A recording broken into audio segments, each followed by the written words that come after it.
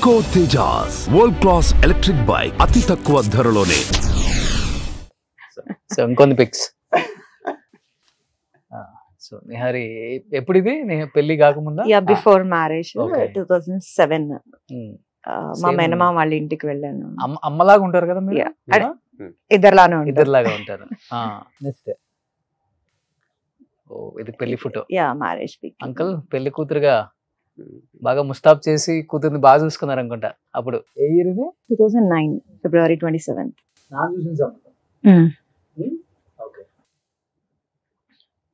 That was my last pic. Incident అయ్యే ముందు తీసుకున్న పిక్ అది. మీ తమ్ముడు అది చాలా అందంగా ఉంటుంది కదా. నెక్స్ట్ తమ్ముడు. తమ్ముడు ఓకే. ఎక్కువ ధైర్యం నాన్నకన్నా తమ్ముడే ఎక్కువ ఇచ్చాడు అనుకుంటా. నేను అంత ఇంటిమసీ ఉండదు, ఎందుకంటే నేను వేరే చోట ఉంటాను. వాడు 2 రోజులు సెలవులు వస్తే అక్కడ దగ్గరికి వెళ్ళిపోతున్నాను, వచ్చేస్తాడు బస్సులు. నేను రాను. ఏమంటే నా పరిస్థితులు ఉన్నాయి కదా అక్కడ. అవునవునవును. నెక్స్ట్ పెద్ద న్యూస్ అప్పుల్లో ఇది. ఇది నా లైఫ్ స్టోరీ మలయాళంలో రిలీజ్ చేశారు. నా లైఫ్ స్టోరీ బుక్ ఇది. సో ఇది నాకు one of the beautiful memory అనుకోవచ్చు, ఒక మైల్ స్టోన్ అనుకోవచ్చు నా లైఫ్ లో. ఇది మన తెలుగులో కాకుండా మలయాళంలో వచ్చింది. మలయాళంలో అక్కడ ex minister and current MLA Shri doctor MK Muneer, ఆయనకి పబ్లిషింగ్ హౌస్ ఉంది. ఆయన పంతం పట్టి నా లైఫ్ స్టోరీ రిలీజ్ చేయించారు 2017 లో. నాన్న ఇది లాస్ట్ ఇయర్ ఇది. సో అమ్మాయి సక్సెస్ చూసిన తర్వాత మటుకు మీకు ఆనందం అవతల లేదనమాట. ఇంకా నాకు ఉన్న సర్కిల్ కూడా నిన్న ఒక రిటైర్డ్ ఆర్టీఓ, అంటే నేను యాక్చువల్గా ఏంటంటే లైసెన్సులు ఇవన్నీ ఇప్పిస్తుంటాను, ప్లస్ పాస్పోర్ట్లు ఇప్పిస్తుంటాను. మా ఊర్లో చాలామంది ఫోన్ చేశారు, శేషు అన్స్టాపబుల్ వాళ్ళ పర్సనల్ ఫేస్బుక్లో పెట్టారు, ఇతను నాకు ఫ్రెండ్ అని, మా ఫ్రెండ్ వాళ్ళ అమ్మాయి అని, మనకు ఒకసారి మన ఇంటికి వచ్చాడు ఈయన, చిన్న హెల్ప్ చేశాడు వాళ్ళ అమ్మాయి అని, ఇట్లా కథలు ఈ 3-4 రోజుల నుంచి ఇంకా అదే పరిస్థితి. అది చూసిన వాళ్ళందరూ కూడా సరే థ్యాంక్ గాడ్ అనుకున్నాం, ఇంకా అంతకన్నా చేయగలిగింది ఏం లేదు. ఇప్పుడు దేవుడి ఇది లేనిదే మనం ఏం చేయలేము. అవును, భగవంతుడు అనేవాడు ఉన్నాడా లేడా అనేది అది వేరే విషయం, మనం దాని గురించి మాట్లాడవసరం లేదు. ఉన్నాడు, ఒక శక్తి ఏదో మనం నడిపిస్తూ ఉంది. కాబట్టి అది అంత డౌన్ఫాల్ అయిపోయి ఇంట్లో నుంచి కురూపిగా రాలేని పరిస్థితుల్లో ఇవాళ ప్రపంచానికి ఒక అమ్మాయి నిహారి మండలి అనే అమ్మాయి ఉన్నది అని వాళ్ళ స్క్రీన్ మీద కనపడుతుంటే అదంతా కూడా ఒక బాధను మర్చిపోయాం ఇంచుమించుగా. కానీ ఒక నిజంగా మనం ఇప్పుడు క్యాండిల్ చిన్న డ్రాప్ వేసుకుంటేనే తట్టుకోలేం. అలాంటిది నిహారి అసలుకి అలా ఫుల్ బర్న్ అయిపోతుంటే ఇంట్లో నువ్వు అసలు ఆ పెయిన్ ని అసలు ఎలా అనుభవించావు, అసలు ఎలా దాన్ని తట్టుకోగలిగావు అనేది నిజంగా పెద్ద టాస్క్. అది పెద్ద టాస్క్ అయితే దాంట్లో నుంచి బయటపడిన తర్వాత సో విధిని గెలిచిన ఒక వీర వనిత అంటారు చూసావా, అది గెలిచి మళ్ళీ బయటకు వచ్చి సొసైటీలో ఇలా ఉన్నావంటే గ్రేట్. అసలు వ్యాపారం చేసే ఆడవాళ్ళు ఉన్నారు, అనేక రంగాల్లో ఉన్నారు. అది ఎడ్యుకేషన్ అవ్వండి, వ్యాపారం అవ్వండి, ఇంకోటి అవ్వండి. కానీ ఇలా ఒక బర్న్ అయిన విక్టిమ్ బయటకు వచ్చి ధైర్యంగా నిలబడి ఈ సమాజంలో తనకంటూ ఒక ప్రత్యేక స్టేజ్ ఏర్పాటు చేసుకుని చూసారా, దానికి నేను హ్యాట్స్. సూపర్. మీరు అన్నారు పోసుకున్న తర్వాత డిస్కషన్ జరుగుతుంది ఇంట్లో, 2 hours తర్వాత నేను ఇంకా బర్న్ అయిపోయి ఇంకా అంటించుకోవాల్సి వచ్చింది నిప్పు అన్నారు. ఏంటి అసలు మీ అసలు నిప్పు అంటించుకున్న తర్వాత కూడా రకరకాలుగా ఆలోచిస్తాం కదా మనం, బతికితే ఒకలాగా బతకపోతే ఒకలాగా. ఇంకా ఆ టైంలో అది ఉండదు. లేదు, నేను ఆలోచించాను, తను ఆలోచించుంటది. నేను ఆలోచించాను. మీ ఫీలింగ్ ఏంటి అసలు ఆ టైంలో? మొత్తం నిప్పు మీ మీద ఉన్నప్పుడు బాడీ మీద, అది ఆ పెయిన్ ని భరిస్తున్నారు, ఒక పక్క ఆలోచిస్తున్నారు, ఒక పక్క కడుపులో బిడ్డ, ఏం చెప్తారు దాని గురించి? దీని ముందు ఒక చిన్న టాస్క్ మీకు. సో ఒకసారి క్యాండిల్ అండ్ మ్యాచ్ బాక్స్ ఒకసారి తెప్పించండి. ఇప్పుడు మీరు నాతో మాట్లాడుతున్నారు కదా, సో మీ మైండ్ లో సమ్ థాట్స్ ఇవి ఉంటాయి, నేను అవేం అడగను. సో క్యాండిల్ డ్రాప్ వేసుకున్న తర్వాత మీ ఫీల్ ఏంటో చెప్పండి. ఒకసారి క్యాండిల్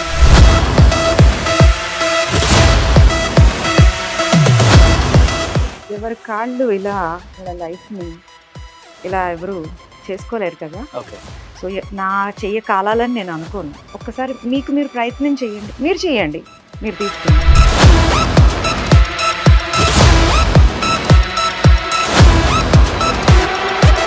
ఎలా ఉంది? ఒక డ్రాప్ వేస్తే మనం ఆ పెయిన్ ని ఒక నిమిషం పాటు అనుకుంటాం మనం, కాలుతుందేమో ఏసేటప్పుడే అనుకుంటాం.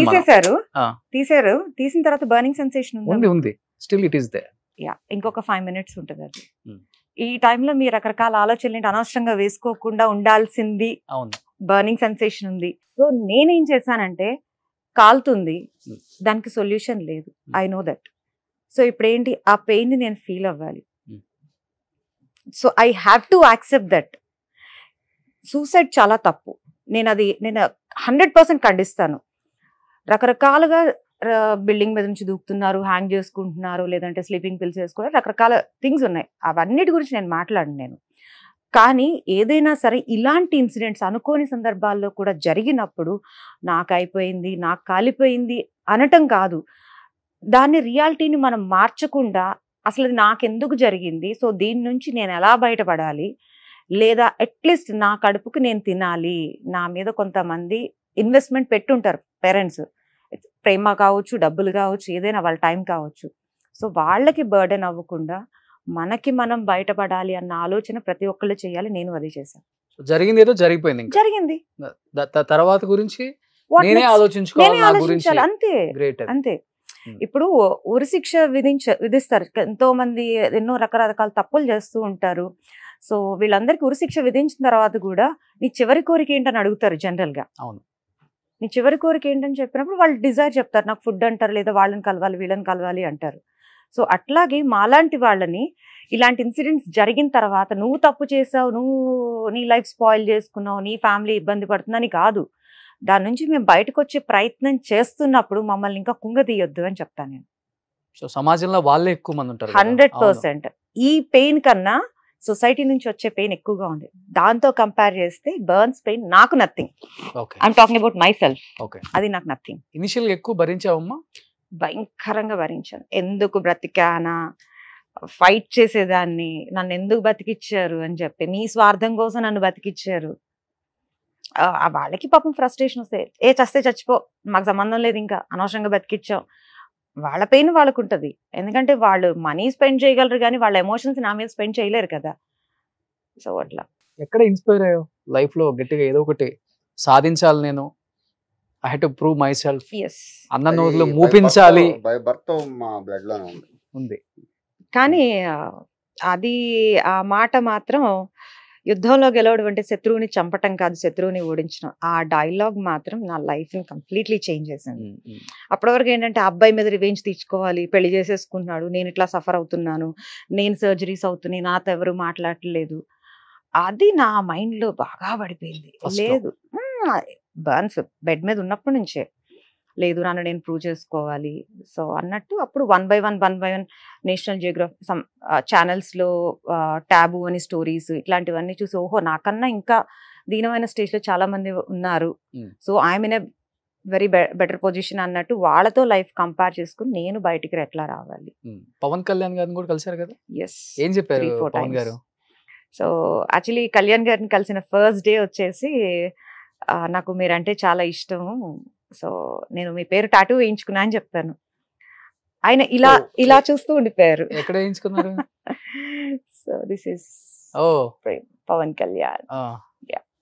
సో ఆయన ఇలా చూస్తూ, ఇలా ఒక 2-3 minutes ఇలా చూస్తూ ఉండిపోయారు. I still remember the feel.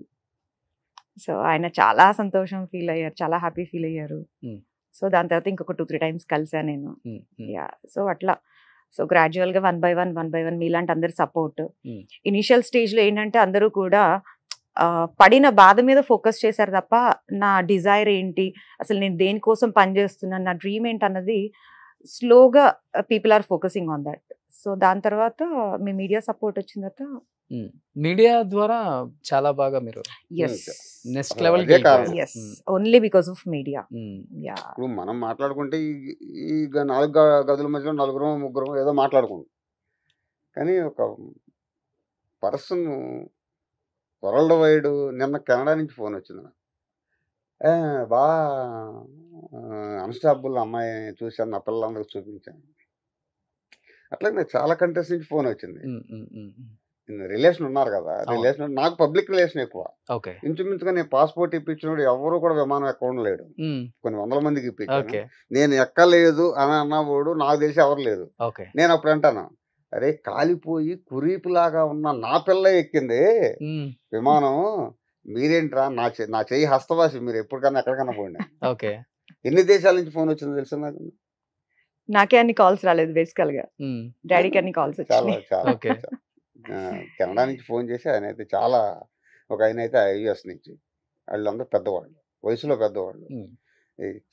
ఇంకా దాన్ని ఏ వర్డ్స్ తో చెప్తాం ఇవాళ, వాళ్ళు మాట్లాడిన మాటలు మన దగ్గర అలాంటి. సో ఇప్పుడు మీరు హ్యాపీగా ఉన్నారా అంకుల్? 100%. 100 కాదు 200. రిగ్రెట్ గా ఫీల్ అయ్యారు ఫస్ట్ లో? 300 అనుకోవచ్చు, 400, 500, 1000 అనుకోండి. ఓ చూడండి ఎంత బాగా నవ్వుతుంది నిహారి ఈ రోజు. I mean to be frank చెప్పాలంటే, నాన్న ఇంతవరకు ఇంత ఓపెన్ గా ఈ 15 సంవత్సరాల్లో ఎప్పుడూ మాట్లాడలేదు. డాడీ నిన్న నైట్ వచ్చారు, నాన్న తింటావా అన్నాను, ఏమొద్దన్నారు, పాలు తాగారు, మార్నింగ్ బ్రేక్ఫాస్ట్ చేస్తావా, ఈ 3-4 మాటలే మా మధ్యన కన్వర్జేషన్ జరిగింది అంతే. అది ఎవరు నమ్మరు. ఒకటే ఇంట్లో ఉంటాం, తమ్ముడు, నేను, డాడీ అందరూ ఉంటాం, కానీ ఎక్కువ ఓపెన్ గా ఏది మాట్లాడరు. తిన్నావా అంతే, ఏం తిన్నావని కూడా అడగరు. తిన్నావా, ఓకే, హెల్త్ ఎలా ఉంది, ఓకే, అంతే. సో ఈ రోజు నాన్న ప్రేమతో షోలో నాన్న first time daddy open up అయ్యారు నా ఎంటైర్ లైఫ్ లోనే. సూపర్. ఎలా అనిపిస్తుంది ఇప్పుడు? చాలా హ్యాపీ ఉంది, కానీ కూతురుగా ఫెయిల్ అయ్యాను, అది ఒక్కటే బాధ. కూతురుగా ఫెయిల్ అవ్వలేదా?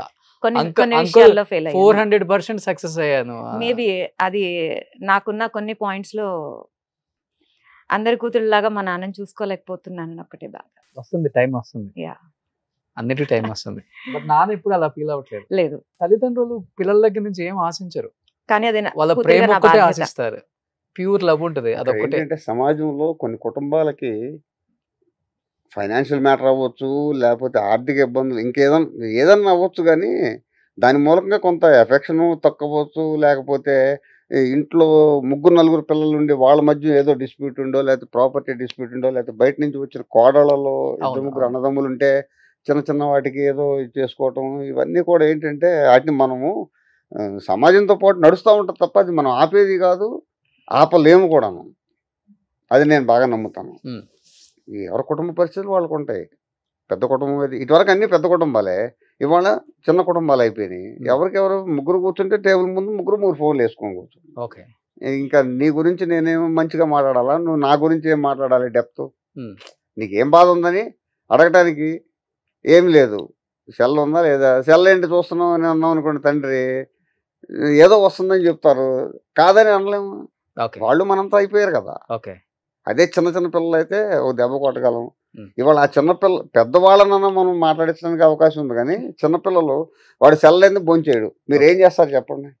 వాడు అన్నం తినాలి, సెల్ కావాలి. ఒక్క నిమిషం మీకు కోపం వచ్చినప్పుడే తీసి అవతల పెట్టగలరు, రోజు కూర్చోలేరుగా మీరు. వాడు భోజనం చేసినప్పుడు మీ పని మీకు ఉంటుంది, మీరు బయటికి వెళ్ళిపోతారు, మీరు ఎంప్లాయో వ్యాపారస్తులు ఏదో ఉంటుంది. వాడిని ఎన్నిసార్లు కోపగించుకుంటారు, వాడికి ఎన్నిసార్లు కాపలా కూర్చుంటారు. వాడు తిన్నప్పుడల్లా మీరు సెల్ ఫోన్ తీసి పక్కన పెట్టగలరు. ఈ రోజు నాన్న ప్రేమతో షోలో నిహారికి మేము ఒక మంచి గిఫ్ట్ ఇవ్వాలనుకుంటున్నాం. సో అక్కడ ఒకసారి వాళ్ళ బ్రదర్ తో ఒక పిక్ ఉంది, అది ఒకసారి డిస్ప్లే చేయి. సో ఈ ఫోజ్ ఇస్తే నామినేషన్ చేసి మీ ఇంటికి వస్తుంది అంకుల్ నాన్న ప్రేమతో షోలో. నేను తట్టుకోలేను. మీ కూతురు అంకుల్, మీ రక్తం అది. Nihari please. For the first time uncle 15 years తర్వాత నిహారిని కళ్ళలో కళ్ళు పెట్టి చూస్తూ కూతురికి ఇది ఒక మంచి గిఫ్ట్, మెమరబుల్ గిఫ్ట్ నిహారికి మేము ఇవ్వబోతున్నాం అనమాట. సో దీన్ని పెద్దది లామినేషన్ చేసి నిహారికి అంకుల్ కి గిఫ్ట్ గా పంపుతాం. Thank you so much. ఇది పెయింట్ వేసి పంపుతాం. Uncle please.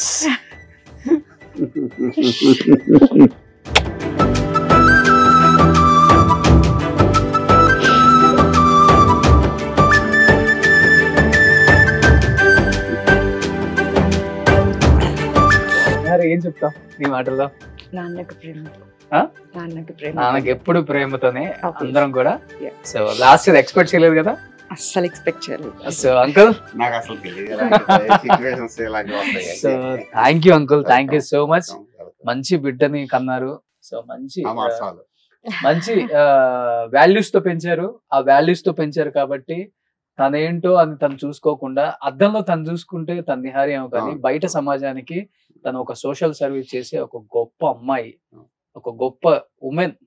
ఈ రోజు ఎంతో మందికి ఉమెన్ ఎంపవర్మెంట్ ద్వారా తన స్పీచ్ల ద్వారా ఎంతో మంది ఎలాంటి పరిస్థితిలో ఉన్న వాళ్ళని కూడా బయటికి తీసుకొచ్చి మనం ఏంటో బతికి చూపిద్దాం సమాజానికి, చెప్పుతో కొట్టినట్టు చెప్తుంది.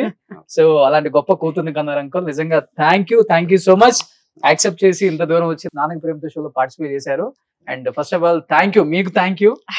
And Nihari, seriously thank you so much. Wish you good luck Nihari. As a brother గా ఎప్పుడు సపోర్ట్ ఉంటుంది మాది. Thank you. Single call. Definitely. Thank you so much uncle. Suman టీవీలో మీ పర్సనల్ అండ్ బిజినెస్ ప్రమోషన్స్ కోసం కింది నెంబర్ కి కాంటాక్ట్ చేయండి.